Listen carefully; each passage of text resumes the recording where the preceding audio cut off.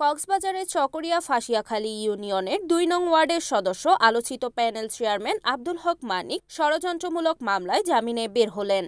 ষড়যন্ত্রমূলক সাজানো মামলায় ১২ দিন কারাভোগের পর এলাকাবাসী ফুলের শুভেচ্ছা ও ভালোবাসায় সিক্ত হলেন অন্যায়ের প্রতিবাদকারী ও মেহনতি মানুষের পরম বন্ধু আলোচিত এই প্যানেল চেয়ারম্যান আব্দুল হক মানিক। আমি মূলত মিথ্যা মামলার আসামি হয়েছি, এটা আমার এলাকাবাসী সহ ফাঁসিয়াখালী প্রত্যন্ত অঞ্চলের মানুষ জানে। সেজন্য সম্মানিত আদালত আমাকে মুক্তি দিয়েছে।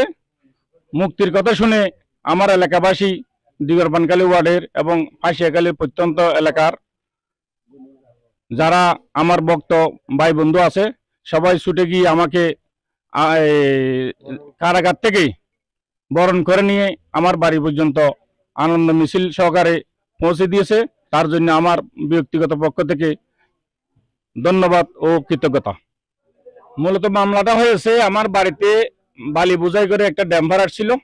আমি ছিলাম তখন বাজারে আমি বন্ধু বান্ধবের সাথে আড্ডা করছিলাম।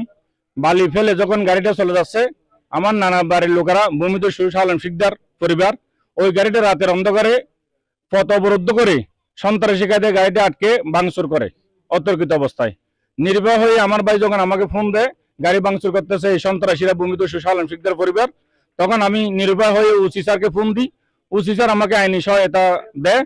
পেট্রোল ডিউটির ৩ জন কনস্টেবল সহ গাড়ি নিয়ে আমার এলাকায় আসে। আমি সহ ঘটনাস্থলে আসলে দেখি শাহাবুদ্দিন শিকদার নামে লোকটা এলোমেলো দৌড়ে পালিয়ে যেতে টিনের আঘাতে মাথায় সামান্য আঘাত হয়। সেই আঘাতকে কারচুপি করে হেলাল চেয়ারম্যান, আমাদের ফাঁসিয়াখালী ইউনিয়নের চেয়ারম্যান এবং আমাদের সাবেক এমপি জাফর আলম সহ ষড়যন্ত্র করে ওসি স্যারকে টেলিফোনের মাধ্যমে আমার এই মিথ্যা মামলা বিনা তদন্তে রুজু করে থানায়। সেই হিসেবে আমি আজকে মিথ্যা মামলার আসামি হয়ে আল্লাহর রহমতে আমার এলাকাবাসীর দোয়ায় আমি নির্দোষ হয়ে আপাতত জেল থেকে মুক্তি পেলাম। সেই জন্য আমি মাননীয় ম্যাজিস্ট্রেট এবং এলাকাবাসীকে ধন্যবাদ জানাই। Report Riyaduddin, NAN TV, Cox's Bazar.